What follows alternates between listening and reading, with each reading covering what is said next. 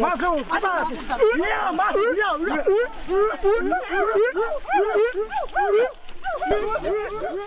Kayu besi rawa sepanjang 17 meter ini disiapkan untuk membuat salib. Melihat panjangnya, timbul pertanyaan, siapakah yang akan disalib? Siapapun itu, pasti sesuatu yang lebih besar dari mereka. Tapi Frankie Woro, Casimilus Awe, dan warga suku Auyu di Papua Selatan ini tak akan melukai siapapun. Mereka memakai salib ini sebagai tanda perlawanan.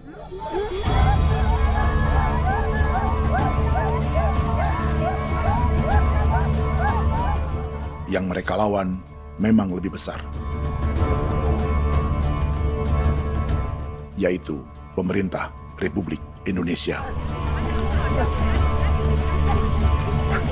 Pemerintah sedang mengincar 2,5 juta hektar hutan orang Papua untuk proyek tanaman industri pangan dan energi.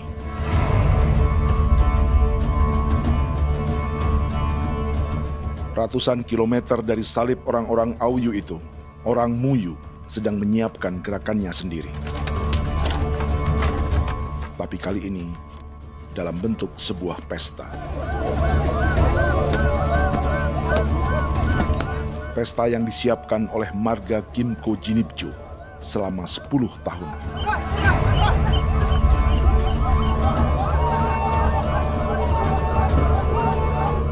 Sosok di marga ini adalah Willem Kimco, orang asli Papua yang tak punya kartu identitas kewarganegaraan manapun.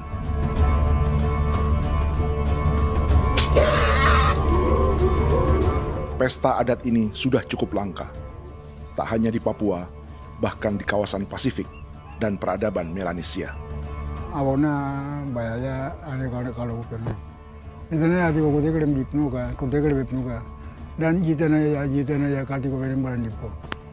Kami mengambil kode kuning.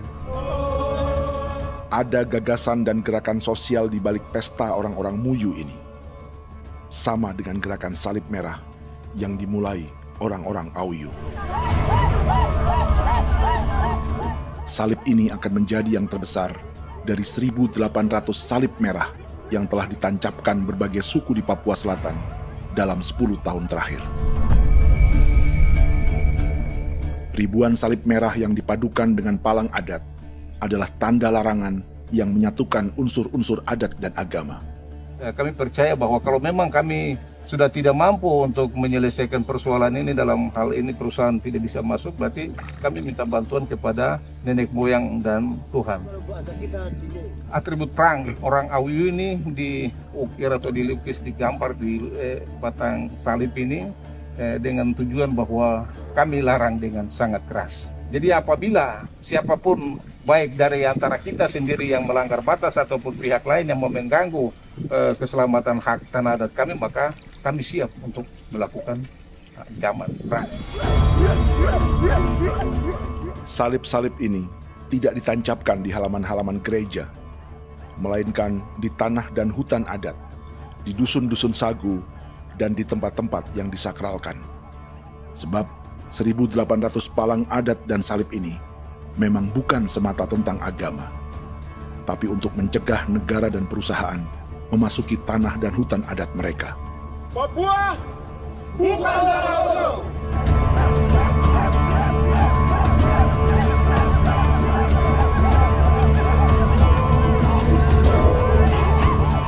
Di zaman TikTok ini, kami ingin menceritakan semua ini lewat film yang pendek.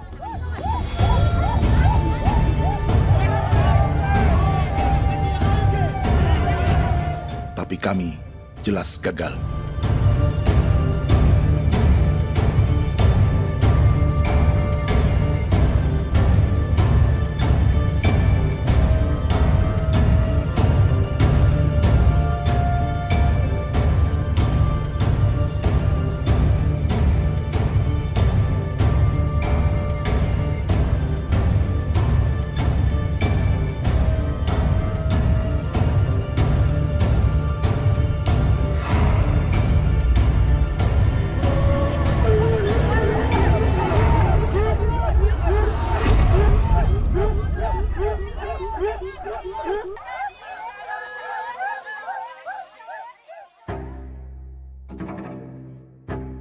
Di planet ini, ada 5 pemilik hutan hujan tropis terluas yang tersisa.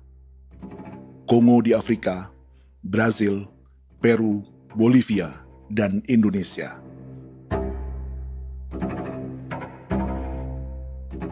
Di Indonesia, satu-satunya pulau yang hutannya masih terjaga adalah Papua, pulau terbesar kedua di dunia setelah Greenland. Lewat sejarah kolonialisme yang panjang, pulau ini kini dikuasai 2 negara. Bagian barat oleh Indonesia yang juga dikenal sebagai West Papua, dan bagian timur menjadi Papua Nugini. Dan tepat di perbatasan ini, di bagian Indonesia, sedang terjadi proyek pemusnahan hutan terbesar di dunia.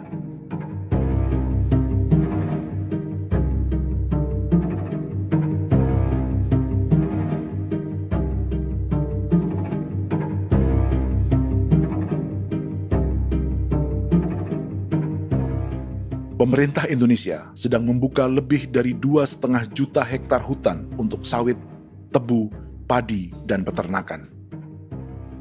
Ini disebut proyek strategis nasional untuk lumbung pangan dan energi yang jadi ambisi 3 presiden. Bagian terbesar direncanakan untuk mencetak sawah seluas 1,3 juta hektar. Lalu bagian lain akan ditanami tebu seluas 560.000 hektar untuk gula dan bioetanol. Setiap liter bensin di Indonesia akan dicampur bioetanol 10% atau E10. Ada 10 perusahaan di proyek ini, dan semuanya dimiliki oleh 1 keluarga saja. Berikutnya, ada areal sawit seluas 400.000 hektar untuk biodiesel. Targetnya mencampur 50% solar dengan minyak sawit atau B50. Dan terakhir, pemerintah akan membuka peternakan seluas 380.000 hektar.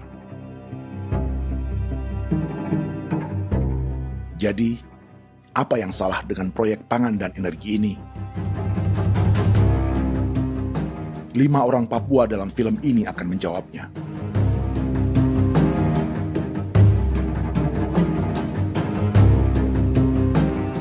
Yang pertama adalah Yasinta Moiwen dari suku Marin.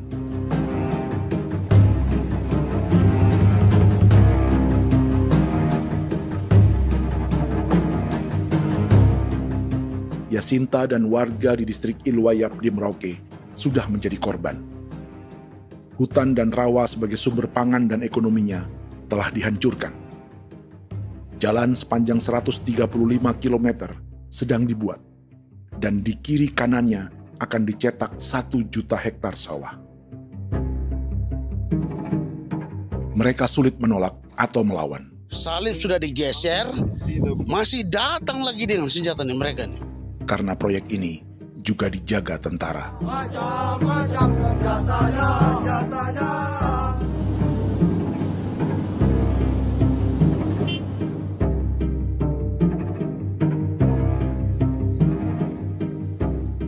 Yang kedua adalah Natalis Buer di distrik Tanah Miring, Merauke.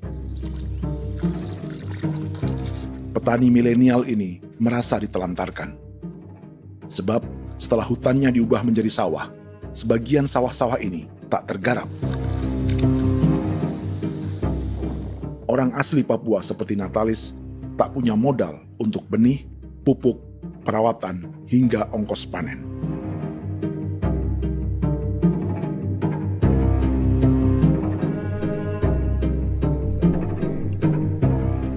Orang ketiga adalah Vincent Kuipalo dari suku Yenan di distrik Jagebob, Merauke.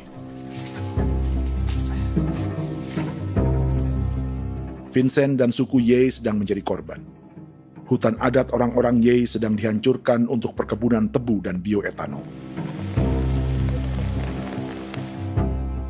Tanah mereka juga diincar untuk markas-markas militer, pasukan yang akan menjaga proyek pangan dan energi ini.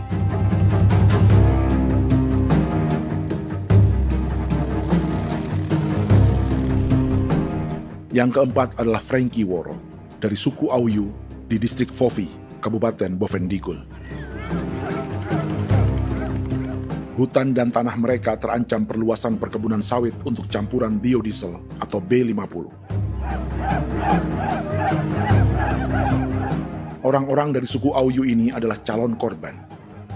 Merekalah salah satu pelopor gerakan Palang Adat dan Salib Merah. Meski kadang berseberangan dengan gereja yang mereka anggap lebih mendukung pemerintah dan perusahaan. Mereka bahkan sedang merencanakan gerakan yang lebih besar, dengan salib yang lebih besar. Tanah milik Somu Sobisiba itu bahwa tanah ini diciptakan oleh Tuhan dan memberikan warisan kepada kami. Kami ini hanya hak jaga.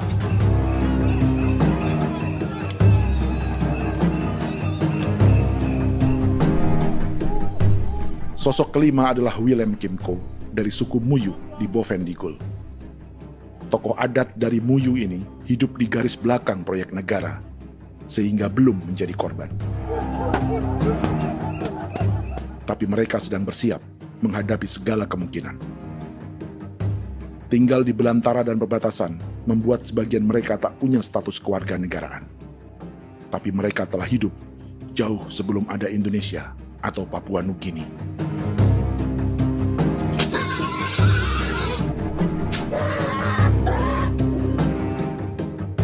Kelimanya mewakili jutaan orang asli Papua yang sedang terancam eksistensinya. Jika kita merasa kepunahan peradaban Neanderthal di Eropa, Aztec dan Inca di Amerika, atau aborigin di Australia adalah sejarah masa lalu, film ini menceritakan bagaimana pemusnahan sebuah bangsa dan kepunahan sebuah peradaban sedang terjadi di masa hidup kita. Kepunahan bukan karena kerusakan lingkungan dan ruang hidup semata, juga karena dihantam 60 tahun operasi militer.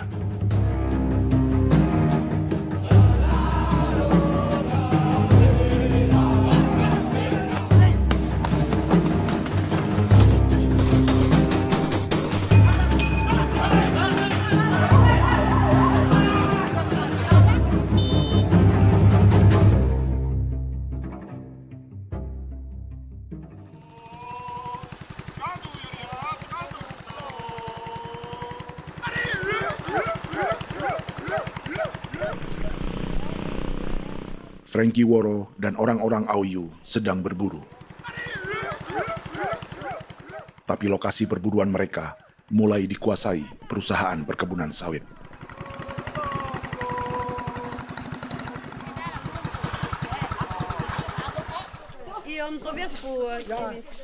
Kita akan menuju arah ke Inabusu. Di sana kami akan masuk di wilayah konsesi perusahaan PT Indo Asiana Lestari, dan di situ ya ada survei-survei mereka yang mereka pernah lakukan, tapi juga kami ada lakukan tanda-tanda saksi di sana.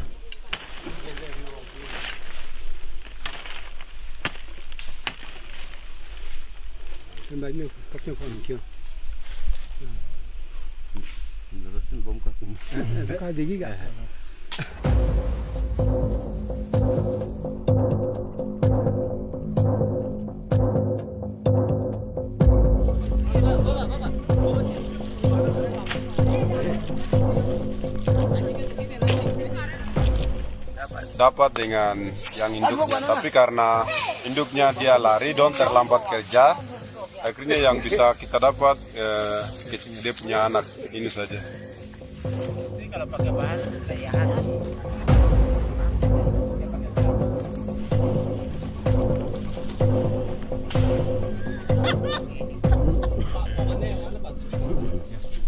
Pohon ini pohon bitanggur, dia punya kayu ini kita biasa gunakan untuk kerja perahu, dan juga kulit depu getanya itu kita pakai untuk kerja ini, panah-panah ini lem, jadikan lem ini, panah-panah. Hutan ini adalah supermarket bagi suku Auyu. Juga lumbung pangan atau bank untuk menyimpan deposito kekayaan alam. Hutan juga tempat yang penuh dengan sejarah suku, situs budaya, dan tempat-tempat sakral. Inilah yang sedang mereka pertahankan dari incaran pemerintah dan perusahaan. Untuk semua alasan ini, mereka menancapkan ribuan salib merah.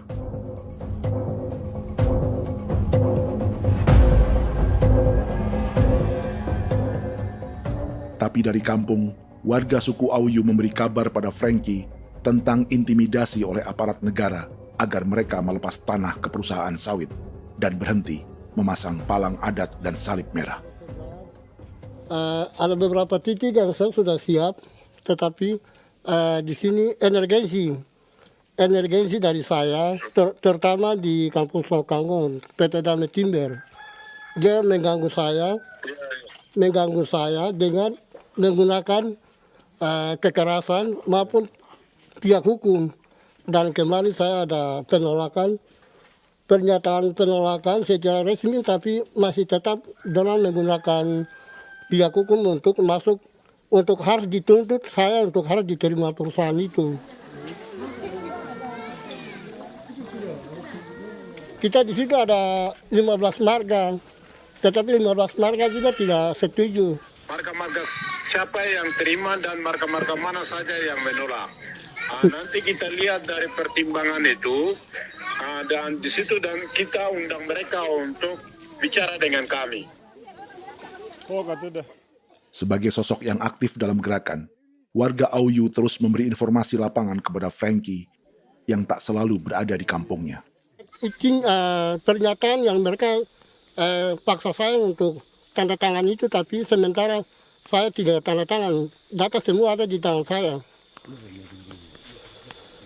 Ya. Baik, kalau gitu itu lebih bagus karena tanda tangan itu yang berbahaya. Iya. Tanda tangan itu yang lebih berbahaya karena sekarang ini modern dan canggih, dan itu yang mereka biasa pakai untuk tipu muslihat. Mereka biasa pakai itu di tanda tangan itu. Betul. Dari Bambisa juga di Sofia dia masuk untuk memaksakan kami marga untuk harus menerima perusahaan itu. Tapi kemarin kami sudah menolak. Babinsa di sini nama bosku. Itu yang sekarang strategi militer yang sekarang mereka pakai. Jadi yang penting masyarakat itu yang benar-benar mau menolak siap dukung ketua marga siapa yang nanti tampil.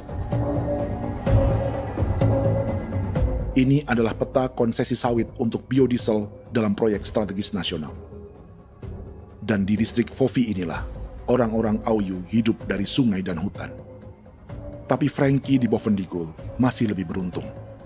Setidaknya dibandingkan Yasinta Moyen di Merauke yang sudah kehilangan hutan dan rawanya.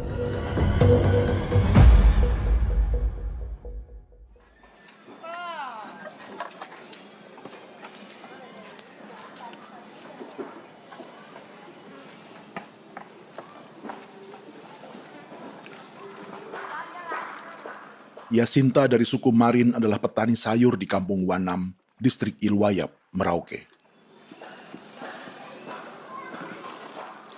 Memanfaatkan lahan yang ada, ia berkebun dan menjual hasilnya ke pasar kampung.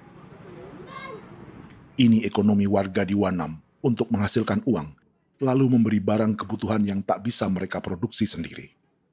Tapi kehidupan sebenarnya ditopang oleh ekosistem hutan dan rawa. Inilah sumber pangan utama dan peradaban mereka.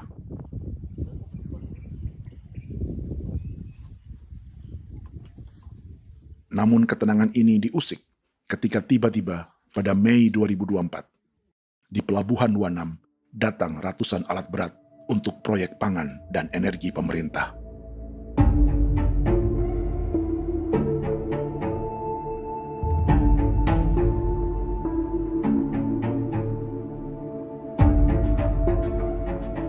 Kami masyarakat setempat kami tidak tahu. Kami kaget pagi-pagi kapal sudah ada di pelabuhan kami.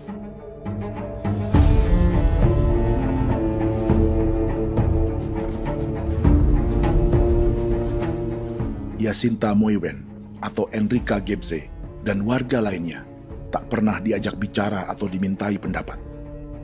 Seakan-akan Papua adalah tanah kosong. Kita suka kaget yang dong bawa turun alat berat dong bawa turun, kita kaget masyarakat. Dorang subongkar itu kayu-kayu.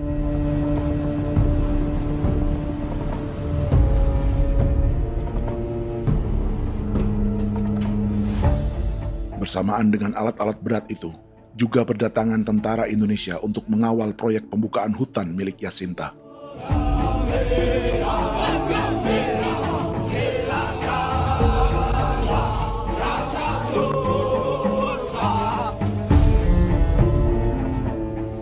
Ribu alat berat didatangkan dari Cina ke Papua oleh perusahaan bernama John Lin Group sebagai kontraktor pemerintah.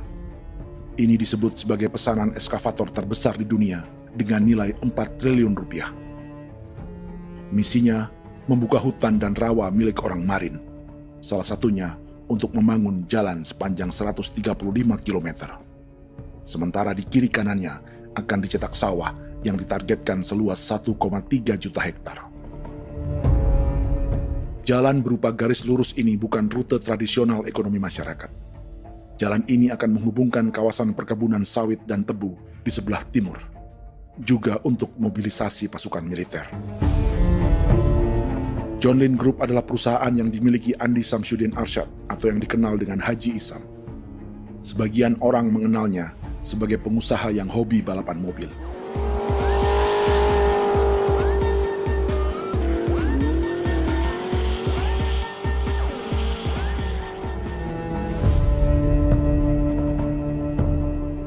Tapi di Kalimantan, ia berbisnis batu bara, perkebunan sawit, pengolahan karet, penerbangan, perkapalan, dan biodiesel.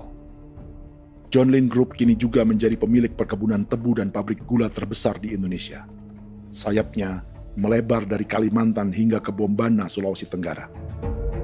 Perkebunan tebu, pabrik gula, dan industri bioetanol inilah yang juga sedang dikembangkan di Papua. Foto ini adalah momen ketika Isam bersama kerabatnya, Menteri Pertanian Amran Sulaiman dan Menteri Pertahanan Syafri Samsudin meluncurkan program biodiesel atau B50 di Kalimantan Selatan. B50 artinya setiap 1 liter solar, 50%-nya akan dicampur minyak sawit. Perusahaannya, PT John Lin Agroraya, menjadi salah satu pemainnya.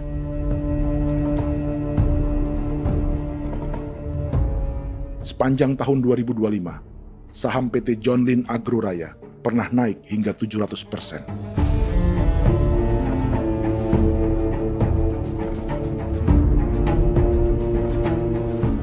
Perusahaan sawitnya yang lain, PT Pradiksi Gunatama, sahamnya bahkan pernah naik 4.000% hanya dalam 1 tahun. Dari harga saham ini saja, nilai kekayaan keluarga Isam diperkirakan mencapai 100 triliun rupiah lebih, menjadikannya salah satu keluarga terkaya di Indonesia dan salah satu pemain penting industri bioenergi. Dan di Papua Selatan inilah sebagian sawit-sawit untuk mendukung program B50 akan ditanam.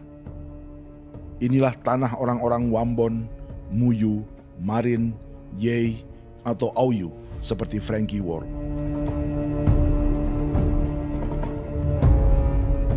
Haji Isam pernah menjadi tim kampanye nasional Presiden Joko Widodo dalam pemilu 2019 saat melawan Prabowo. Bintang Mahaputra Utama diberikan kepada Saudara Andi Syamsuddin Arsyad. Beliau berjasa luar biasa dalam mendorong pertumbuhan ekonomi daerah maupun nasional. Setelah menjadi presiden, Prabowo memberi gelar kehormatan Bintang Mahaputra Utama pada Isam.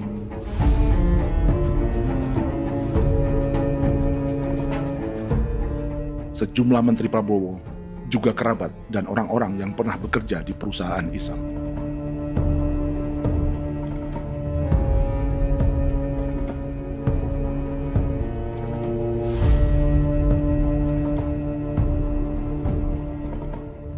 Lawan sebesar inilah yang sedang dihadapi Jacinta di kampung Wanam, Merauke. Atau petani perempuan lain seperti Enrika Gebze. Jadi alam kita ini sudah rusak. Jadi kita itu biasa jalan dari sini tuh harus pasang jerat di situ, harus cari makan di situ lagi. Itu tempat-tempat itu pasang-pasang jerat, tempat babi, rusa, sekarang sudah tidak ada lagi.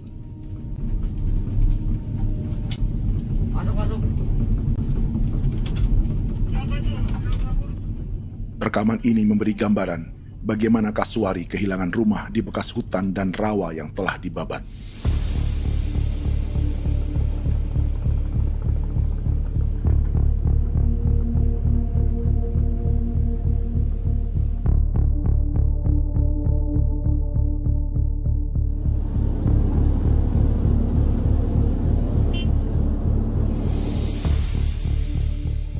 Keterlibatan tentara dalam proyek pangan dan energi di Papua memakai dalih bahwa ancaman terhadap negara kini tak hanya perang secara militer, tapi juga melalui pangan dan energi. Kementerian Pertahanan pun terlibat karena proyek ini dianggap operasi militer selain perang. Jadi tugas kamu adalah menjaga sumber cadangan pangan nasional. Macam-macam senjatanya, Proyek ini menambah panjang alasan mempertahankan kehadiran tentara di Papua dalam 60 tahun terakhir. Saat ini, jumlah tentara Indonesia di Papua mencapai 56.000 personel, atau ada 1 tentara untuk setiap 100 orang Papua.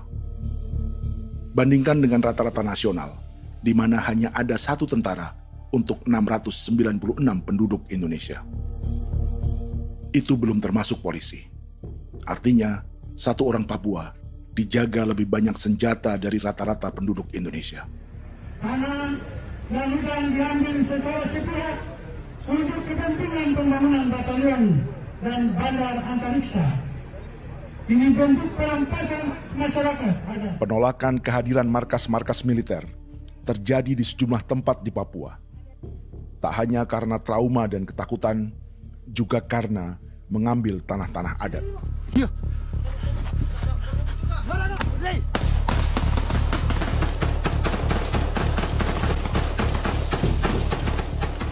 Salah satu alasan mengapa militer terus ditambah di Papua, karena masih ada perlawanan dari Organisasi Papua Merdeka atau OPM selama 50 tahun terakhir.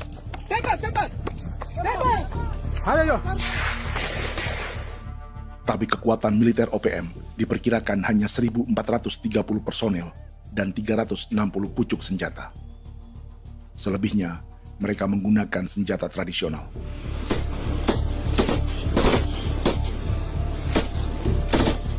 Dengan demikian, kekuatan tentara dan polisi di Papua 58 kali lebih besar dari gerilyawan Organisasi Papua Merdeka.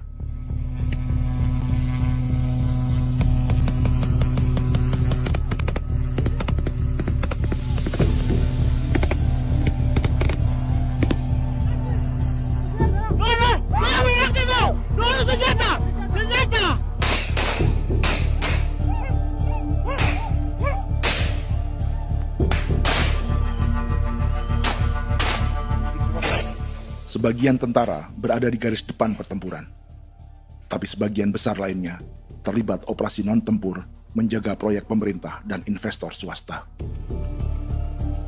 Seperti Batalion Infanteri Teritorial Pembangunan di distrik Jagebob, Merauke ini. Lokasinya bersebelahan dengan konsesi lahan tebu untuk gula dan bioetanol milik PT Murni Nusantara Mandiri.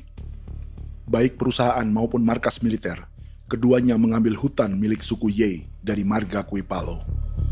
Tapi dorong datang, tanam ini saja di sini, tanam papan nama ini.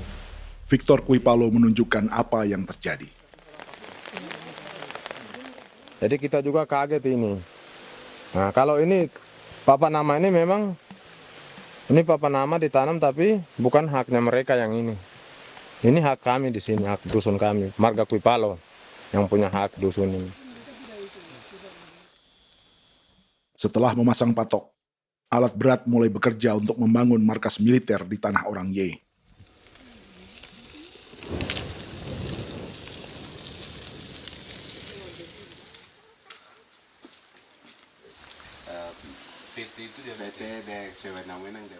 Kehadiran markas militer mengkhawatirkan warga yang pernah mengalami trauma.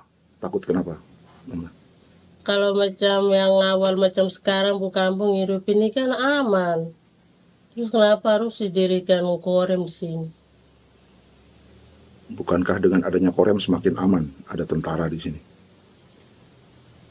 Kalau untuk kampung kayaknya tidak bisa aman kalau ada tentara, paling masyarakat dipukul itu ini. Kalau kampung hidup begini malah saya sejahtera dan saya punya masyarakat. Apa pernah ada pengalaman buruk sebelumnya dengan tentara di daerah sini?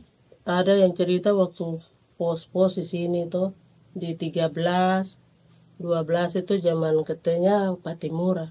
Memang kasihan. Malah kita punya orang ini yang dianiaya betul, dipukul. Disuruh kerja bakti tidak mau atau lama mencari, namanya kita pangkur sagu itu butuh waktu 1 minggu. Kalau lama begitu ya paling diseret apa pukul itu. Operasi militer Indonesia di Papua dimulai tahun 1962 lewat Operasi Trikora. Tapi perlawanan bersenjata pertama di Papua baru dilakukan tahun 1965 di Manokwari.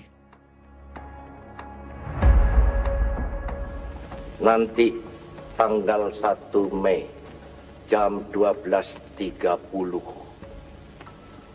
pemerintahan di Irian Barat mutlak akan jatuh di tangan.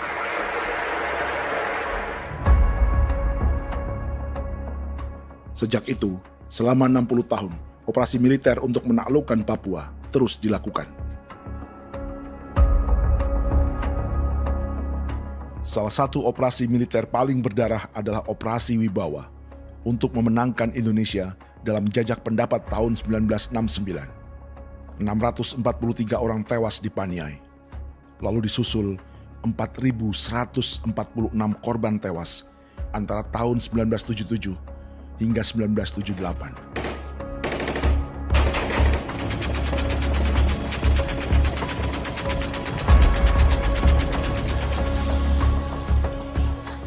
Operasi militer ini menimbulkan gelombang pengungsian hingga kini. Dewan Gereja Papua mencatat 103.000 orang menjadi pengungsi pada tahun 2025 dan nyaris tak diberitakan media-media Jakarta. Jumlah pengungsi terbesar tercatat di Nduga yang mencapai 20.000 jiwa. Banyak di antaranya yang sedang hamil, seperti Jubiana, salah satu pengungsi Nduga. Jadi ini takarik masih kaki be muguruk berselari namen wane gosel bigari me egirik munene an nimbo misle berselar nene wam darik lek prak de oi gore bangal no so ndak lo yo nandang me anet ndang no yat de nanen di ko nerwa membri wal marwa egirik munene wa tri ngel no semana ngal siak kaya berkumplit nyak masalah orena me wogosuluk rina men wani go semane kuman nak wani ndemo golok ndak misalnya me bre golok nak no semane ne be minit waru ra kana bi ndige war be mino pragit de laina bulan Maret April yana mana kantan barang na lire na bam ne. Jubiana lalu menamai anaknya pengungsi Kogoya. Selain Jubiana, juga ada Emma dari Maibrat yang melahirkan di hutan. Sampai di kampung gini, katanya bilang ada tentara yang bangun jembatan. Nah, capek itu juga pun masih tahan. Kembali lagi ke hutan lagi. Kita sampai sejatuh di tengah jalan. Orang sampai terbanting di kayu semuanya. Berasa sakit begitu. Melengkapnya tuh Domika Serli, pengungsi Wako. Masyarakat sipil dari Kampung Aitrem sementara mengungsi karena kampungnya sementara dikuasai oleh TNI Polri. Seratusan ribu pengungsi di Papua saat ini jauh melampaui jumlah yang mengungsi ke Papua Nugini tahun 1984, yaitu 10.000 orang karena menghindari operasi militer.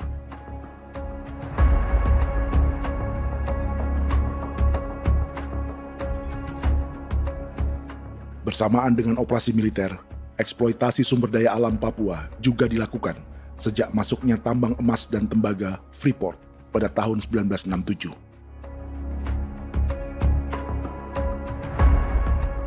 Disusul perkebunan sawit awal tahun 1980-an. Lalu ada perburuan buaya untuk diambil kulitnya. Sebelumnya, ada eksploitasi gas alam di Teluk Bintuni, pencarian besar-besaran kayu gaharu, atau pembukaan hutan tanaman industri. Ini belum termasuk perburuan dan perdagangan ikan arwana di selatan Papua, penebangan kayu merbau dari hutan-hutan Jayapura, emas di Blok Wabu Intan Jaya, bahkan nikel di pulau-pulau kecil Raja Ampat.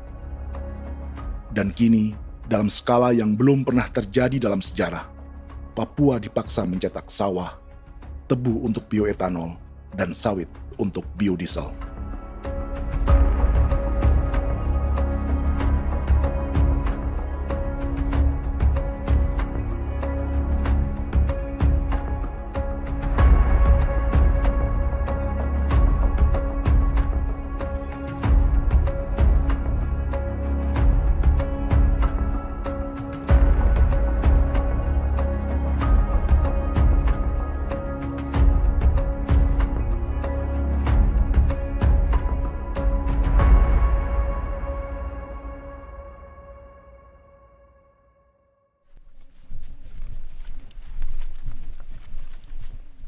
Inilah yang sedang menimpa keluarga Vincent dan Victor Kuipalo di Merauke. Hutan mereka diambil untuk markas militer dan industri perkebunan, PT Murni Nusantara Mandiri. 1 dari 10 perusahaan yang diberi konsesi untuk menanam tebu dan memproduksi gula serta bioetanol seluas 52.000 hektar.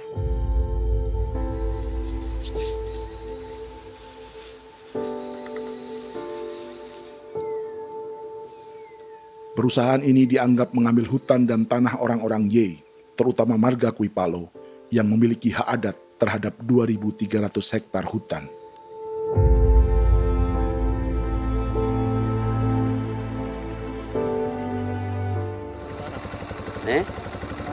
Tentara? Tentara. Oh iya, tentara.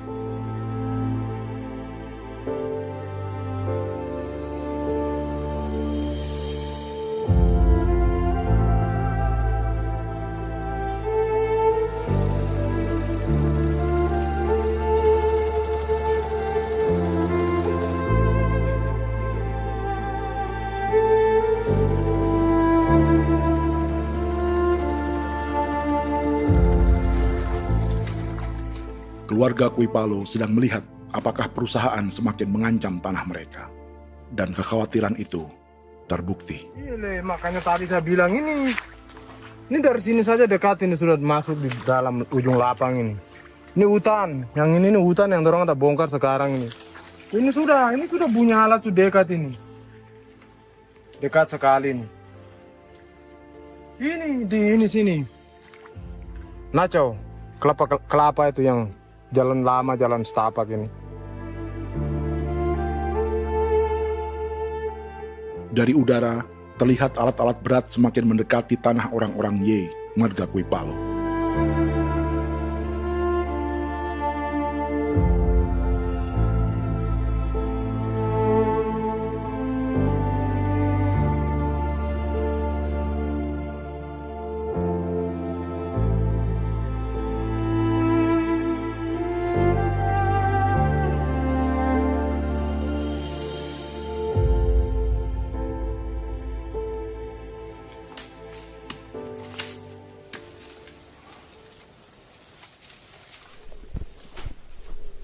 Keesokan harinya, Victor dan kerabatnya memberi tanda cat merah di pohon-pohon yang berada di batas tanah mereka.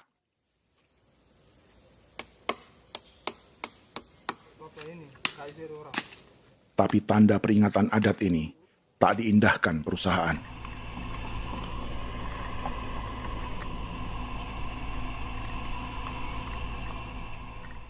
Dua bulan kemudian, perusahaan tetap memasuki tanah marga Kuipalo. Sama-sama. Kami manusia, kau lihat. Tidak sakit hati sekali saya kasih tahu adik. Ini sama baik kalau pikiran berubah lagi hari ini. Kami juga punya tangan, hanya beda rambut. Mister itu juga. Woi, buka. Tidak.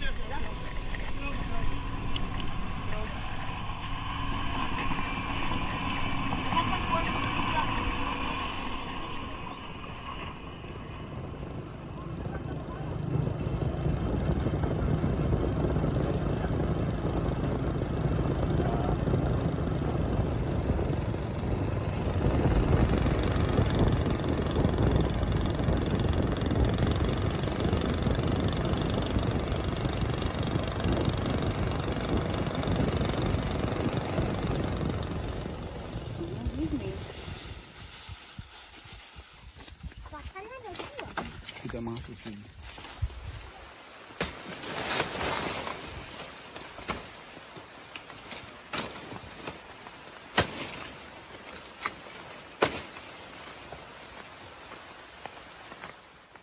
Jadi ya untuk itu seperti saya katakan tadi, apakah lebih baik kita tidak usah ada kan atau bagaimana, kita pisahkan, pisahkan dari negara ini kan? Jangankan tuh, saya kemarin bicara sama Daniel, datang sama saya dengan persoalan Kodam ini, saya bilang Pak Daniel kalau lebih baik saya ngungsi ke Papua Nugini. Dia bilang, aduh Bapak jangan begitu. Ya memang, kalau tidak bisa menghargai kami, lebih baik pilihan yang itu yang saya memilih. Lebih baik saya pindah dari sini. Saya mengungsi ke Papua Nugini, di negara tetangga. Masih di laut. Apa?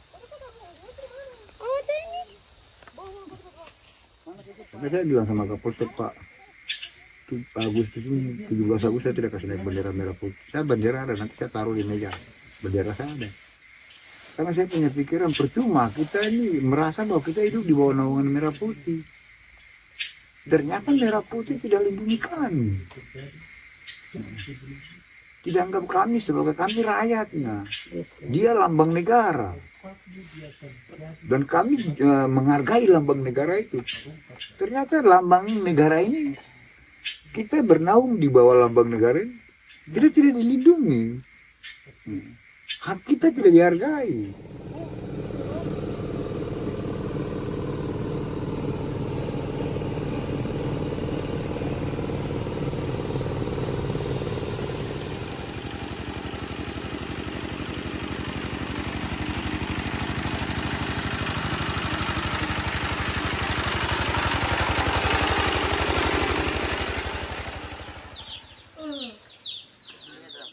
Marga Kuipalo dari suku Ye terus mendapat teror dan intimidasi agar melepas tanah mereka yang hanya dihargai Rp300.000 per hektar.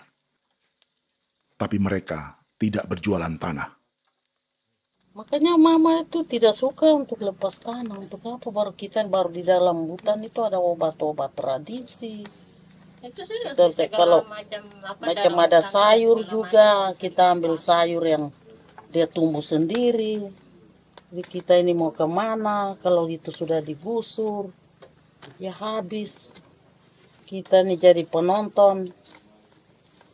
Jangan sampai kita ini duduk minta di jalan. Jadi kita tidak mau seperti itu. Makanya tanah itu kita tidak melepas. Tapi mungkin orang lain tuh dia senang saja. Lebih baik saya pegang uang merah dulu. Saya bisa beli-beli itu ini. Nanti datang uang sudah habis, gembel, mau cari kemana lagi, hutan sudah habis, mau makan ikan di mana, kali sudah hancur. Seperti Yasinta di Wanam, suara dan gerakan kaum perempuan Papua sangat nyaring dan tak bisa diabaikan. Saya sebagai perempuan tolak untuk perusahaan masuk di sini. Karena kalau saya terima anak-anak saya mau dikemanakan, mau tinggal di mana. Apapun yang terjadi saya tetap tolak. Demi tanah ini saya akan berjuang, demi saya punya anak-anak. Yang katanya mengutamakan anak Papua, nyatanya yang kerja kebanyakan ya orang-orang Jawa. Saya sendiri orang Jawa, tapi bukan mau bicara yang tidak-tidak. Memang kenyataannya seperti orang-orang Papua itu diterbelakangkan, kurang diutamakan, gitu.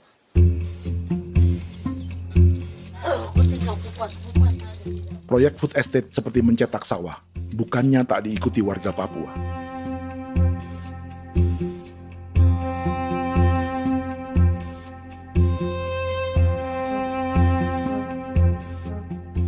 Salah satunya Natalis Buer di distrik Tanah Miring, Merauke.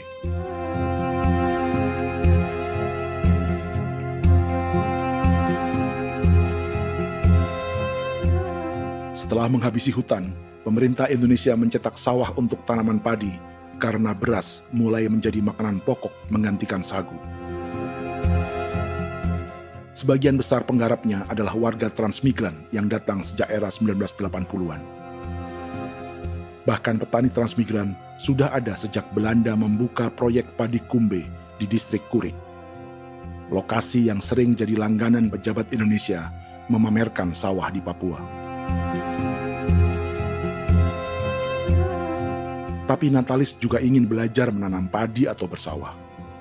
Namun ia kesulitan karena dibutuhkan modal untuk benih, pupuk, hingga pemeliharaan dan panen. Lalu sawah-sawah ini pun mulai dikuasai pendatang.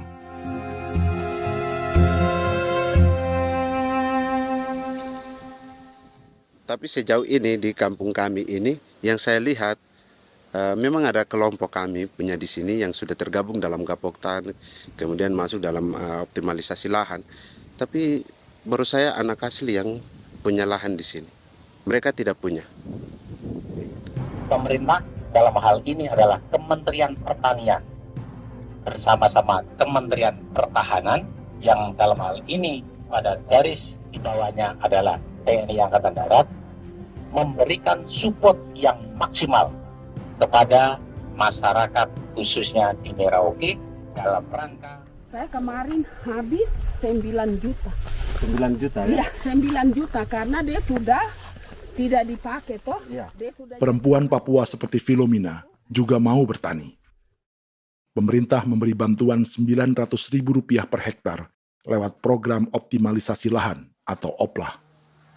Tapi dibanding biaya produksi dan harga jual gabah, Filomena mengaku berkali-kali rugi dan kini memutuskan tak lagi menggarap sawahnya. Terus kita harus cari uang untuk kondek. Betul. Karung kita beli. Karung beri sendiri lagi. Tenda kita beli. Ini dari yang offline ini don tidak siapkan. Tidak ada. Tidak ada ya, jadi mama don sendiri. Itu yang saya bilang, 900.000. Itu modal untuk kerja sawah ini. Mulai dari kerja sampai nanti panen. Panen. Wih, ngeri sekali. Iya, lucu toh? Tidak dapat itu. Betul, Mam. Dong maksud begini. Kalau disuruh tanam ubi berhektar-hektar, mari datang. Kita tahu cara rawatnya bagaimana, Iya. tanamnya bagaimana, tanam model bagaimana supaya hasilnya model begitu. Kita tahu. Kalau yang ini kan kita baru belajar.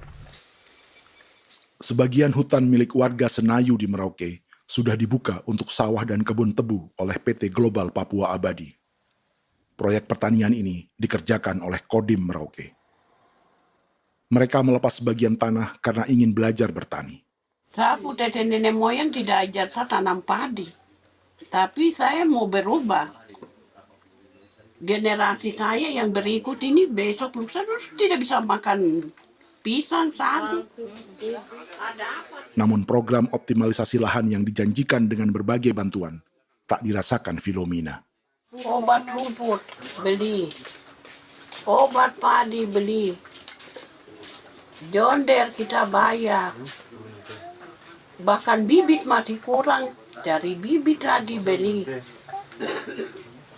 Jadi saya memang kalau program pemerintah saya sama sekali saya tidak suka. Baku tipu saya.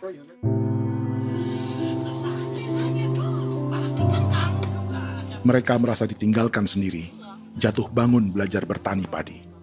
Sementara sumber pangan dan air yang semula mudah didapat, kini telah berganti sawah dan kebun tebu. Dulu kita masih bisa jalan, nanti masak di kali, pakai air kali. Minum pakai air kali. Sekarang kok mau masak? Tidak ada air. Air sudah susu, mau minum tidak bisa. Sudah dengan obat. Don semprot tebu itu saja drone. Drone yang semprot. Saya lihat di itu. Jadi kita bukan drone yang terbang di atas untuk disemprot. Dong lempar pupuk di bawah ya dia mengalir ke kali. Mengalir ke kali, ke rawa-rawa.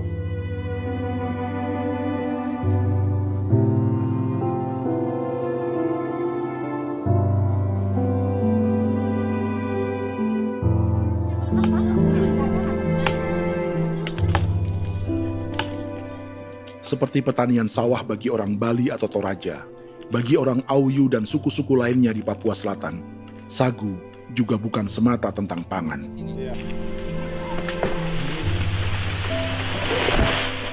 Bagi orang Auyu dan Marin, sagu adalah kerabat, sosok orang tua, sosok nenek moyang yang harus dijaga dan dilindungi. Lagi bikin apa mama ini mama? Pakai tokok itu sagu.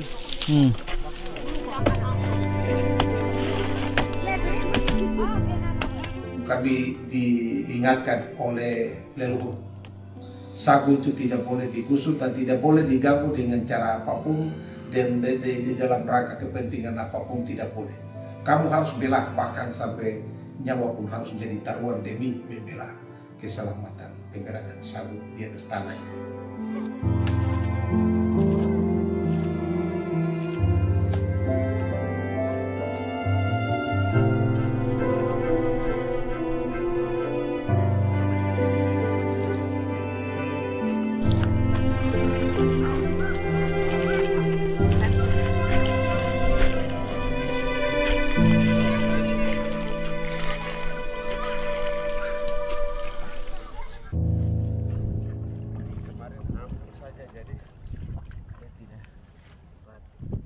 Menurut Natalis, pemerintah di Jakarta mendefinisikan lumbung pangan semata urusan beras dan mencetak sawah.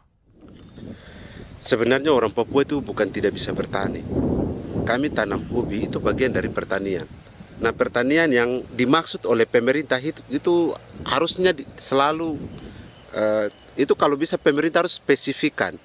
Pertanian apa yang dimaksud? Pertanian tanam padi atau pertanian tanam ubi, petasan dan lain-lain. Ini yang harus dispesifikkan dulu. Begitu, sehingga tidak menjustifikasi kami orang asli Marin bahwa kami tidak bisa bertani. Bukan.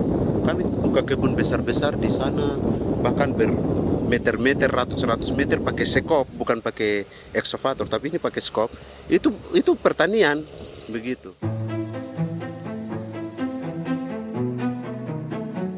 Bagi Natalis, alih-alih memaksimalkan sawah-sawah yang sudah ada untuk petani Papua, pemerintah selalu membuka hutan baru, seperti dikerjakan perusahaan John Lynn Group dan melibatkan tentara. Padahal, sejarah keterlibatan militer dalam proyek food estate atau cetak sawah adalah sejarah kegagalan yang bertubi-tubi 4 presiden selama 30 tahun terakhir.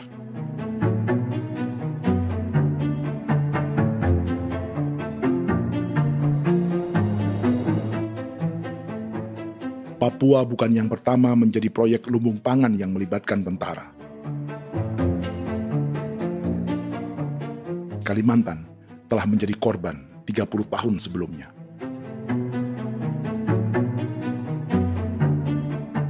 Ini adalah bekas hutan yang sudah dibuka di Pulang Pisau, Kalimantan Tengah. Tahun 1996, di era Presiden Jenderal Soeharto, ia menghabisi 1 juta hutan di lahan gambut untuk mencetak sawah demi memenuhi ambisi swasembada beras, bukan swasembada pangan. Hutan tropis Kalimantan dihabisi dalam skala yang belum pernah terjadi dalam sejarah. Di bawah rezim militeristik, tak ada yang berani melawan keinginan Soeharto, termasuk orang Dayak seperti Kuneng. Nggak bisa dihalangi itu. Nggak boleh dihalangi. Ya kalau ada kata-kata aja menghalangi, sudah kita diseret ke kepolisian dulu. Atau bisa langsung di PKI-kan. Iya, di PKI-kan gitulah. Jadi kita tuh nggak berani apa-apa dulu tuh. Ya. Apa maunya aja. Misal bilangnya A. Setahun setelah pengundulan hutan skala besar itu, tahun 1997, untuk pertama kalinya Kalimantan mengalami kebakaran lahan dan kabut asap terbesar dalam sejarah.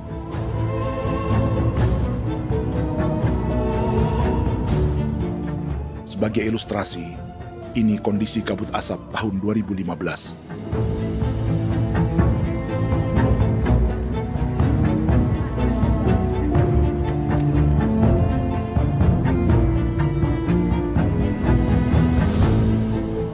Proyek 1 juta hektar sawah Jenderal Soeharto itu gagal. Bendungan dan saluran irigasi mangkrak hingga kini. Mei 1998, rezim Soeharto tumbang. 2 tahun setelah ia menumbangkan jutaan hektar pohon di Kalimantan.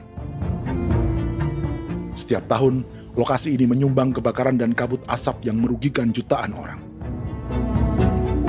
Sawah yang berhasil di Kalimantan justru bukan sawah yang dibangun Jenderal Soeharto, melainkan yang dirintis para transmigran sejak era 1980-an. Sawah-sawah inilah yang ikut digarap oleh militer di era Presiden Joko Widodo. Dan hasil dari proyek food estate Presiden Jokowi itu sama sekali jong nih, nggak ada harapan lagi sudah seperti ini. Tapi Jokowi terus memperluas area food estate hingga 16.000 hektar. Presiden Jokowi juga menyerahkan urusan lumbung pangan ini kepada Prabowo yang saat itu menjadi Menteri Pertahanan. Salah satunya di Kabupaten Gunung Mas, Kalimantan Tengah, untuk membuka perkebunan singkong seluas 31.000 hektar. Food Estate Singkong Jenderal Prabowo ini dimulai dengan membuka 600 hektar hutan di Tawai Baru. Proyek singkong untuk bioetanol ini pun dijaga tentara. Dan seperti Jenderal Soeharto, proyek Jenderal Prabowo ini pun gagal.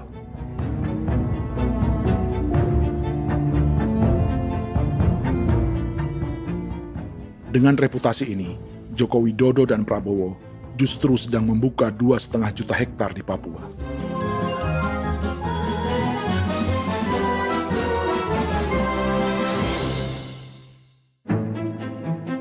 Setelah Jenderal Soeharto, Presiden Jenderal Susilo Bambang Yudhoyono juga mencoba membuka food estate di Papua sejak tahun 2010. Namanya Merauke Integrated Food and Energy Estate atau MIFE. Proyek ini juga gagal.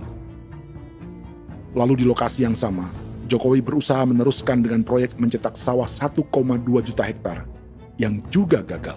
Sekarang yang paling siap adalah 1,2 hektar. Yang 1,2 juta hektar. Dan kini, Prabowo yang pernah gagal dengan 600 hektar singkong di Kalimantan justru akan mengulangi di Papua dengan skala 2,5 juta hektar. Di daerah Papua pun harus ditanam kelapa sawit supaya bisa menghasilkan juga BBM dari kelapa sawit.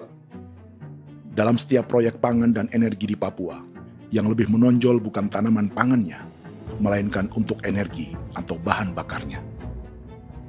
Sawit untuk biodiesel dan tebu untuk industri bioetanol. Ada 10 perusahaan yang diberi konsesi hingga 0,5 juta hektar untuk tebu. Dan 10 perusahaan itu dimiliki oleh 1 keluarga saja.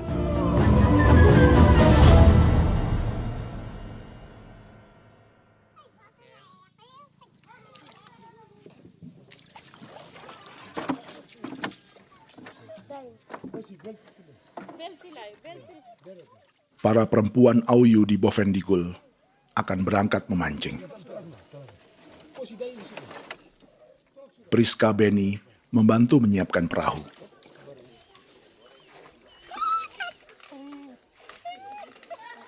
Mereka akan mengumpulkan bahan pangan di hutan untuk persiapan acara penancapan salib merah berikutnya.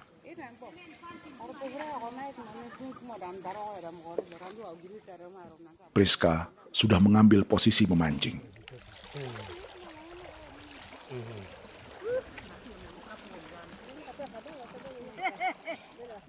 1.800 salib merah telah dipasang di wilayah adat berbagai suku di Papua Selatan untuk menghalau perusahaan sawit dan tebu.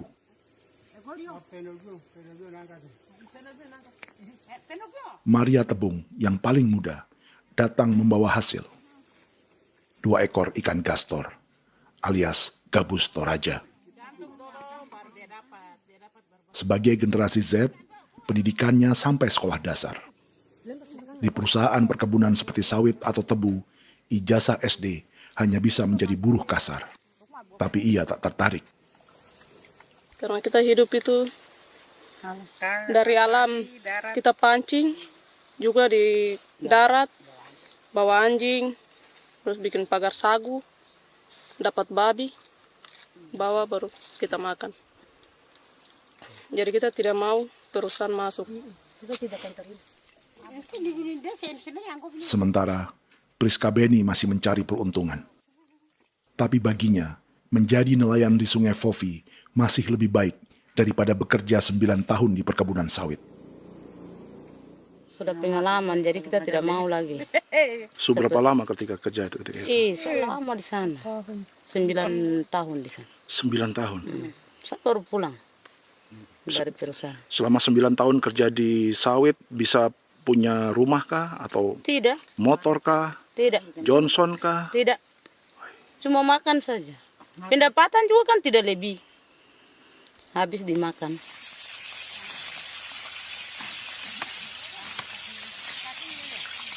Satu minggu libur berapa hari? Tidak libur. Minggu tetap kerja? Tetap kerja. Tidak bisa ke gereja? Hari Minggu kerja. Hari Minggu juga kerja. Dia tidak mengenal agama perusahaan itu. Di grup perusahaan sawit Korindo, Priska digaji 2 juta rupiah per bulan dan tinggal di mes karyawan. Tapi gaji itu dipotong bahan makanan atau BAMA rata-rata 1 juta rupiah setiap bulan. Korindo adalah grup perusahaan yang salah satu usahanya adalah hutan tanaman industri dan sawit di Bovendigul dan Merauke. Di Papua, mereka memakai bendera PT Tunas Sarwa Ema. Perusahaan ini pernah memberi bantuan pada Keuskupan Agung Merauke. Keuskupan Merauke belakangan mengeluarkan pernyataan mendukung proyek strategis nasional di Papua. Umat Katolik yang memprotes sikap gereja tersebut ditangkap polisi. Jadi selama 9 tahun tidak bisa nabung? Tidak. Makan saja. Makan saja. Makan saja. Menabung bagaimana? Keperluan banyak. Tidak sampai. Habis di anak-anak uang sekolah. Uang 1 juta itu mana sampai. Mau nabung juga tidak cukup. Sudah pengalaman, jadi kalau di sini perusahaan mau masuk tidak.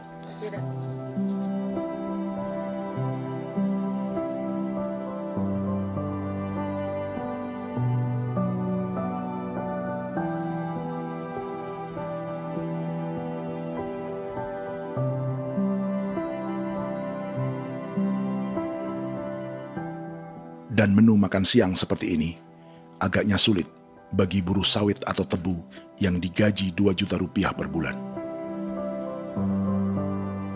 Generasi Z seperti Maria Tebung atau generasi milenial seperti Priska Beni punya matematika ekonominya sendiri. Sawit untuk biodiesel atau tebu untuk bioetanol tak akan ada bedanya bagi mereka.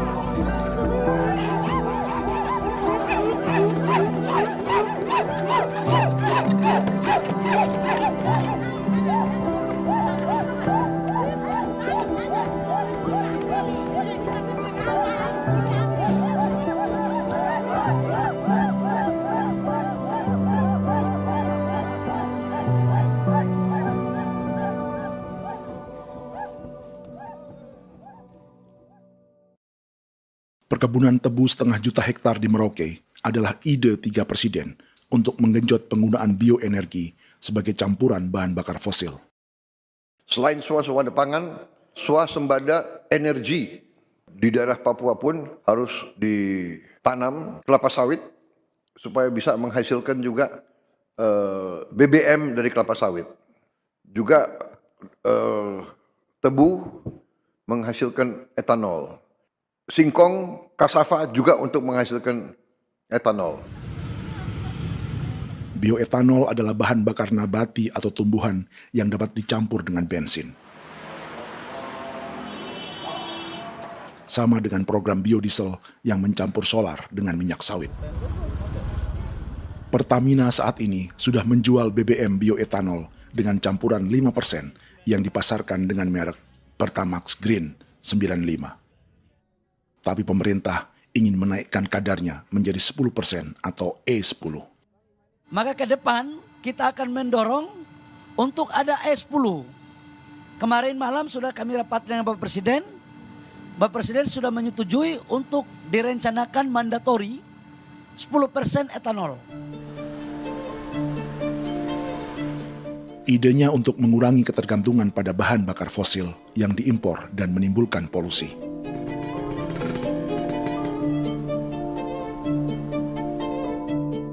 Tapi bioetanol bukannya tak mengorbankan lingkungan, hutan, rawa, dan manusia. Karena program E10 membutuhkan 7,3 miliar liter bioetanol, maka lahan yang dibuka untuk menanam tebu bisa mencapai 1,3 juta hektar. Sementara saat ini, luas perkebunan tebu di Indonesia hanya 500 sampai 600 ribu hektar. Artinya, butuh lahan baru hingga 800 ribu hektar untuk menanam tebu. Dan 500 ribu hektar diantaranya sedang dibuka di Papua. Hutan yang tadinya untuk menumbuhkan pangan berubah jadi tanaman untuk bahan bakar di jalanan. Kecepatan pulihnya hutan beradu dengan jumlah dan kecepatan kendaraan di jalanan.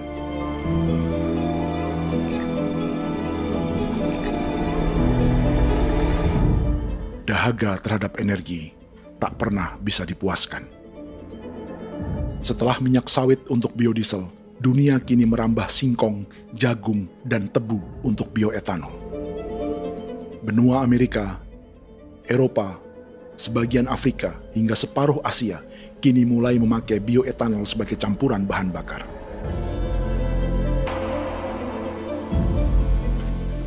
Selain perebutan lahan, masa depan dunia juga dibayangi semakin mahalnya harga pangan karena persaingan antara perut manusia dengan tangki kendaraan.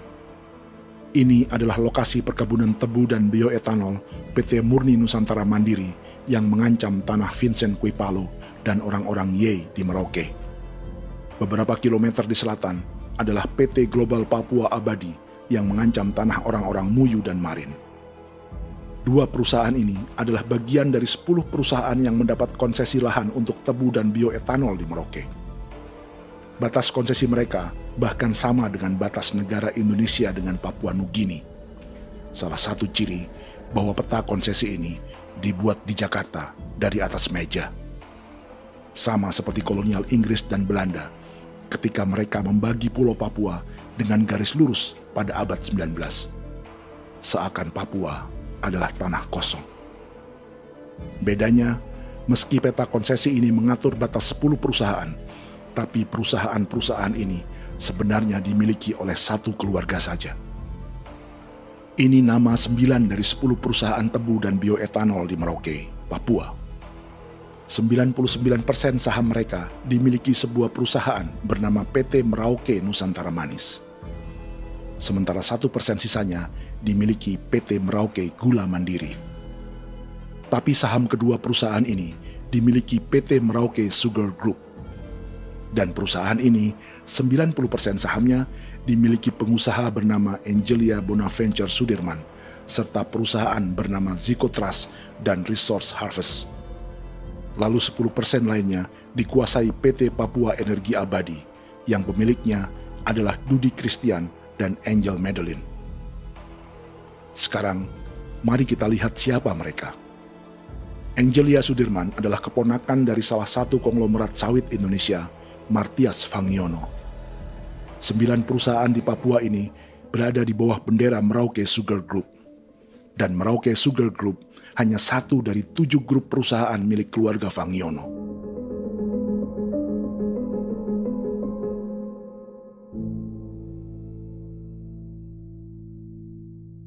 Ini Martias Fangiono. Seperti Haji Isam, Martias selama ini dikenal sebagai pengusaha sawit yang kini merambah bisnis tebu dan bioetanol. Ini momen saat penanaman perdana tebu di Merauke bersama Presiden Joko Widodo Juli 2024. Di sini juga ada anak Martias Fangiono, yaitu Wirastuti Fangiono. Wirastuti adalah salah satu yang menonjol dari keluarga Fangiono. Tahun 2025, Forbes mencatatnya sebagai konglomerat termuda dengan kekayaan 23 triliun rupiah yang mengendalikan 2 grup usaha, FAP Agri dan Surya Dumai Industri. Keduanya adalah perusahaan sawit dan biodiesel. Anak dan bapak ini adalah investor utama bagi Jokowi dan Prabowo untuk proyek tebu dan bioetanol di Papua. Sementara yang ini adalah Martua Sitorus, pemilik raksasa agribisnis dunia, Wilmar International, yang juga memegang konsesi sawit di Papua lewat berbagai perusahaan. Tapi Martua kini memakai bendera baru, yaitu KPN Corporation atau Karunia Prima Nastari. KPN inilah yang memiliki kelindan bisnis dengan keluarga Fangiono untuk proyek tebu Merauke. Apalagi grup Wilmar yang didirikannya juga pemain gula utama di Australia. Tahun 2010, Wilmar membeli 100% saham perusahaan gula terbesar Australia, Sucrogin. Akuisisi senilai 1,5 miliar dolar Amerika ini langsung menjadikan Wilmar pemain tebu terbesar kelima dunia. Sebagian bibit tebu yang ditanam di Merauke adalah varietas yang dikembangkan Lembaga Riset Gula Australia atau Sugar Research Australia. Sugar Research Australia lalu menjalin kontrak pengembangan bibit dengan PT Global Papua Abadi milik Fangiono. Tapi masalahnya, Sugar Research Australia adalah badan publik yang tugasnya memajukan petani tebu dan sebagian dananya berasal dari pajak warga Australia. Itu artinya, warga Australia membiayai pengembangan bibit tebu untuk investor dan pemerintah Indonesia. Dokumen ini menunjukkan bahwa lembaga yang dibiayai warga Australia itu pernah memiliki kontrak penyediaan bibit dengan PT Global Papua Abadi milik keluarga Fangiono. Kontrak itu baru berakhir pada November 2024. Artinya, saat Presiden Jokowi dan keluarga Fangiono menanam bibit tebu pada Juli 2024 ini, kontrak itu masih berlaku. Nama lain dalam keluarga ini adalah Siliandra Fangiono, yang pada tahun 2024 dijuluki Raja Sawit Termuda dengan kekayaan 39 triliun rupiah dalam catatan Forbes. Ia mengendalikan grup First Resources. Secara umum, keluarga Fangiono memiliki 20 perusahaan di Sumatera, 32 perusahaan di Kalimantan, 1 di Jakarta, 2 di Singapura, dan 25 perusahaan di Papua. Di Papua, perusahaannya tersebar dari Sorong, Mapi, hingga Merauke. Para politikus dan pejabat Indonesia terus membesarkan konglomerasi, meski Martias Fangiono pernah divonis 1,5 tahun penjara karena kasus pembalakan liar dan kebun sawit ilegal tahun 2007. Sementara tahun 2022, Wilmar terlibat kasus korupsi ekspor minyak sawit dan divonis mengembalikan kerugian negara 11,8 triliun rupiah. Tumpukan uang ini disebut sebagai pembayaran dari grup Wilmar yang diterima secara simbolis oleh Presiden Prabowo pada Juni 2025 lalu. Tapi peran raksasa biodiesel dan bioetanol dunia ini belum akan surut di Indonesia. Bahkan sebaliknya. Sebuah dokumen presentasi bisnis dari Wilmar International Limited pada tahun 2010 ini bisa menjadi petunjuk. Presentasi ini bagian dari proses pembelian 100% saham raksasa tebu Australia, Sucrogin. Dalam presentasi ini, Wilmar mengaku ditawari konsesi lahan 200.000 hektar di Papua, atau dulu disebut Irian Jaya, untuk menanam tebu.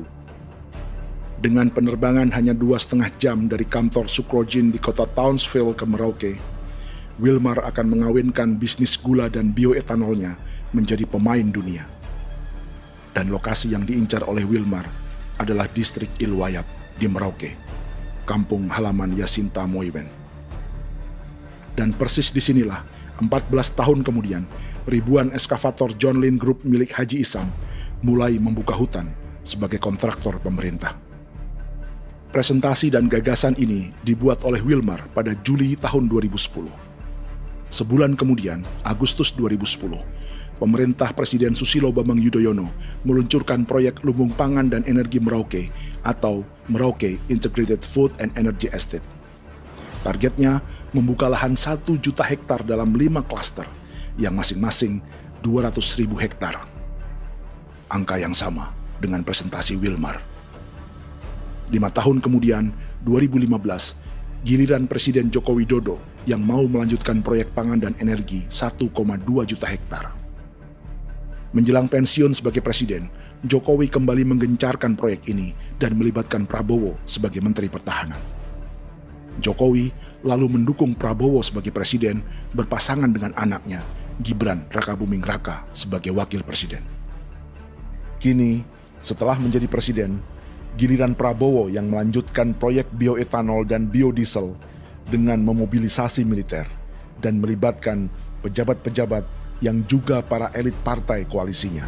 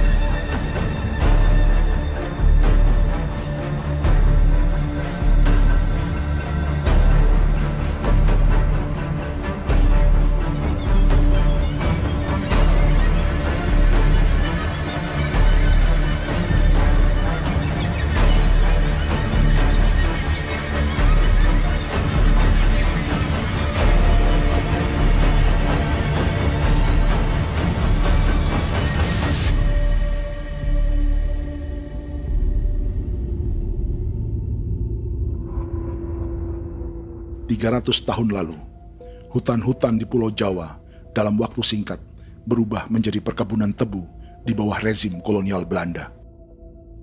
Orang Jawa menjadi buruh dan petaninya dipaksa menanam tebu. Dari kolonialisme dan politik tanam paksa itu, Belanda memperkaya negara dan para investornya. Tak puas membuka hutan untuk perkebunan di Jawa dan Sumatera, kolonial Belanda menanam tebu hingga di Suriname dan mengerahkan ribuan orang Jawa sebagai buruh pada tahun 1890. Inggris yang sudah menguasai negara seluas India dan Papua Nugini pun masih menanam tebu jauh di tengah Samudra Pasifik, di tanah orang-orang Fiji. Lalu memindahkan puluhan ribu orang India menjadi buruh di sana.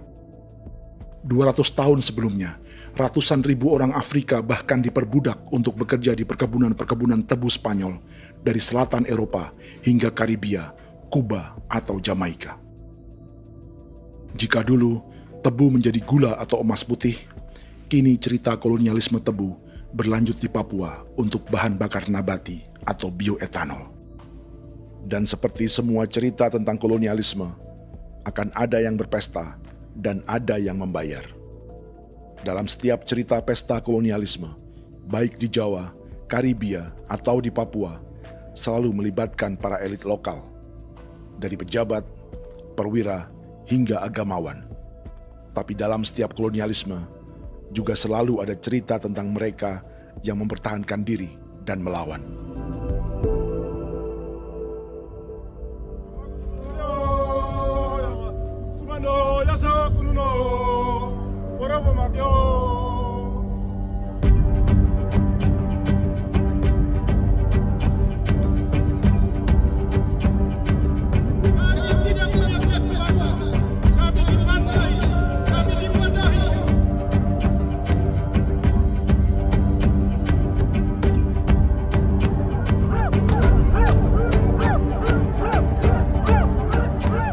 Dalam sejarah Gereja Katolik banyak pemimpin-pemimpin yang adalah tanda petik itu adalah Judas-Judas juga. Jadi itu sudah pasti karena itu adalah manusia. Satu sisi sebagai manusia dalam perjalanan digoda, apalagi ada dalam posisi-posisi jabatan, ya mungkin banyak tawaran-tawaran lain, lalu disitulah terjadi pergeseran keberpihakannya kepada misi gereja tadi itu untuk umat, untuk mereka yang tertindas. Orang kirim eksavator, orang kirim tentara, orang kirim polisi. Pukul kami bukan pencuri, kami tidak pernah mencuri orang barang. Kami tidak pernah menangis ke orang lain. Kami tidak pernah menangis ke kita bapak mama, kami menangis kepadamu. Tuhan kami lemah. Mesti datang ada dia kata begini hijau cikuy orang datang ke bangsa kami, ke wilayah kami untuk kasih habis kami.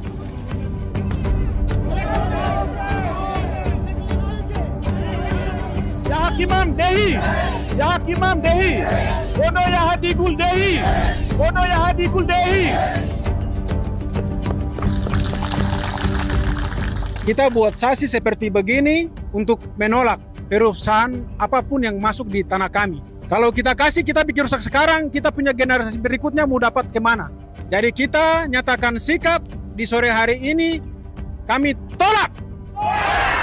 Apa yang dilakukan pemerintah untuk PSN adalah kejahatan. Pemerintah bagian dari kejahatan, aktor perusak dan pembunuh terhadap negara, terhadap alam, hutan, terhadap manusia. Jadi negara jadi aktor pembunuh. Jadi Pilatusnya siapa? Negara, pemerintah Jakarta ini. Tanah Wiu bukan kosong. Masyarakat adat kami masyarakat. Perusahaan tolak. Biar nasa.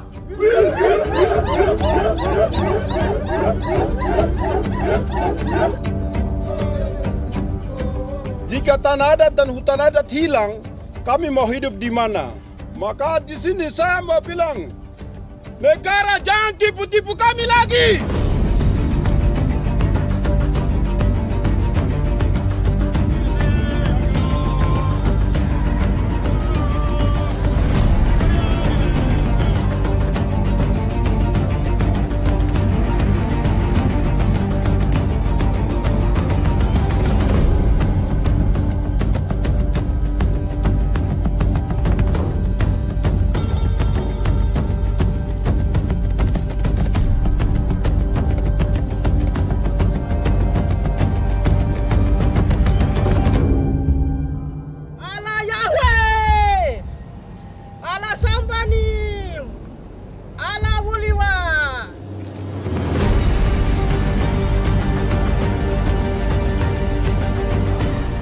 Kalau kami dianggap orang Papua itu bagian daripada Republik ini, tolong hargai kami.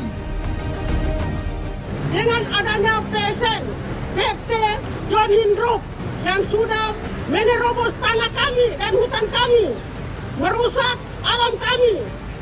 Itu yang kami datang ke Jakarta jauh-jauh dari Papua. Kami mau bersuara kepada Bapak Presiden Prabowo Subianto, di mana keadilan untuk masyarakat Papua. Tolong lihat masyarakat Papua yang sudah mati. Kami bersepakat menyatakan, 1. Gereja-gereja di Indonesia mendukung masyarakat adat yang menolak proyek strategis nasional di tanah Papua. 2. Gereja-gereja di Indonesia menolak militerisme dan otoritarianisme di Indonesia.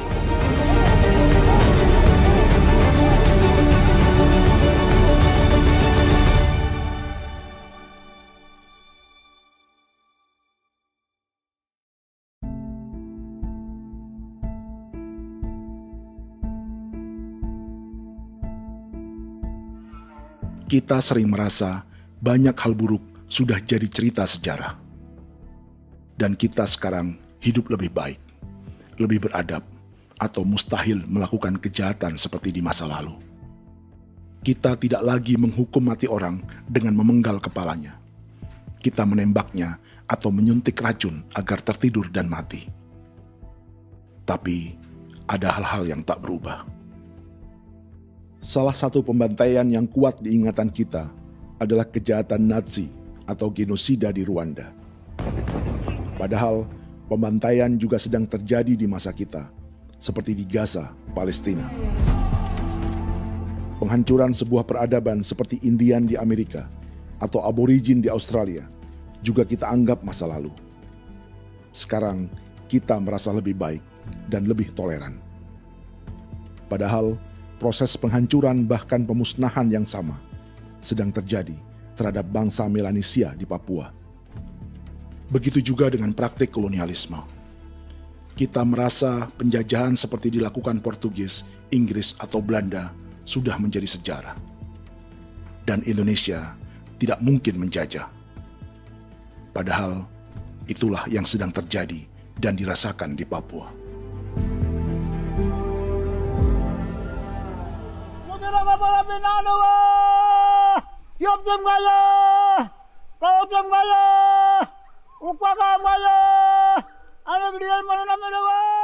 Jalannya sejarah ini disadari Willem Kimco di pedalaman Bovendigol, Papua. Hidup terpencil dan tak tersentuh urusan negara bukan berarti selalu aman.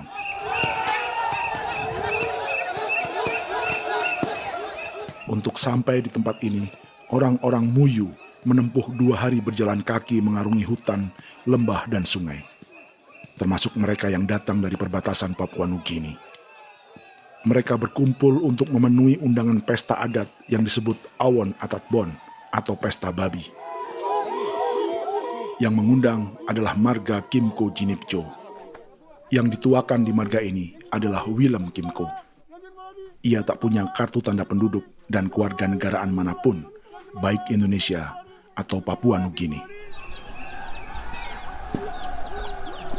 Tahun 1984, 10.000 orang Papua, terutama suku Muyu, mengungsi ke Papua Nugini untuk menghindari operasi militer Indonesia, termasuk Willem Kimco.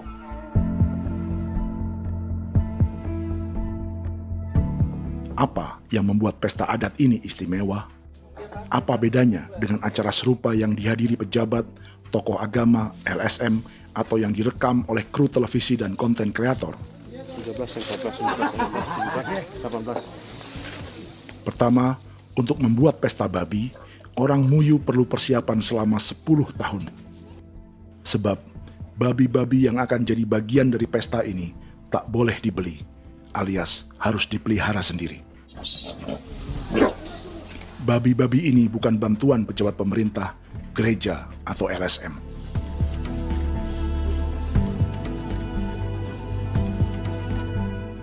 Yang kedua, babi-babi ini tidak dipelihara di kandang. Jadi punya nama babi ini kah? Harimau. Harimau? Harimau. Dia kulit dengan ini. Bulu di harimau, macam harimau begitu yang kasih nama harimau. Setelah diberi nama, mereka dilepas liarkan di hutan sejak kecil. 10 tahun kemudian, jika tiba saatnya pesta, para pemburu akan mencari mereka di dalam 479 hektar hutan milik marga Kimco. Suku atau marga lain tak akan mencurinya di hutan, karena mereka sudah punya babi dan wilayah masing-masing. Itu artinya, mereka harus tetap menjaga dan mempertahankan hutannya, agar babi-babi bisa hidup. Demikian juga dengan lahan pangan mereka, yang menumbuhkan sagu, keladi, atau aneka sayuran.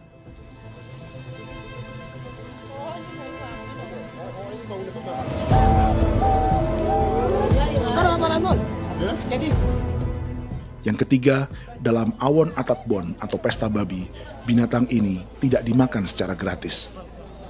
Setiap marga atau klan dalam suku Muyu akan membayar jerih payah tuan rumah menjaga hutan dan memelihara babi.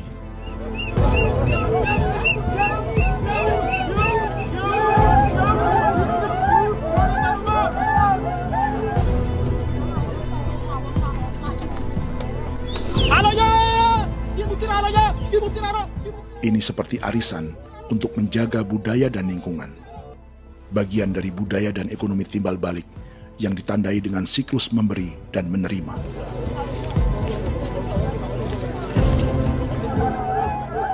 Ini juga cara orang Muyu membangun dan memperluas aliansi. Awon bet begul bet, ulan yau kando bet, asat bet anani, asat bet jene liga anani, ado amten anani, menini tene ya ke, kepo ke mau kau di mana? Kepo ke mau mayat nih. Kep tetek mau yang gue, kep kan bet wini ke iftore wen, nih wen nih tanah ya kadek nih. Oke, kep kan nanti ku tahu kamu kepo ke pasar itu orang nih. Kon kene man gini wan jo. Koko kati bolon ya bengo. Koko kuning bolon ya. Jika Willem Kimco dan marganya bisa menjaga hutan dan wilayahnya, marga lain ikut diuntungkan sebagai sebuah ekosistem. Demikian juga sebaliknya. Alasan keempat, mengapa pesta babi ini memiliki tempat khusus dalam peradaban orang Muyu, karena Willem Kim Ko khawatir peradaban mereka akan punah, menyusul ancaman terhadap ekosistem dan hutan. Setiap marga atau klan harus mengkonsolidasi diri dan membangun aliansi.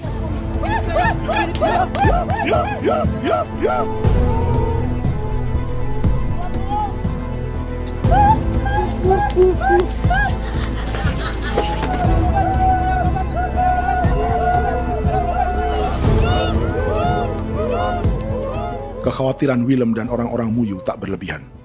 Ruang hidup mereka bersinggungan dengan proyek bioetanol dan biodiesel pemerintah Indonesia. Mereka juga tahu apa yang telah dan sedang menimpa suku lain seperti Auyu di Bovendigul atau Yainan dan Marin Anim di Merauke.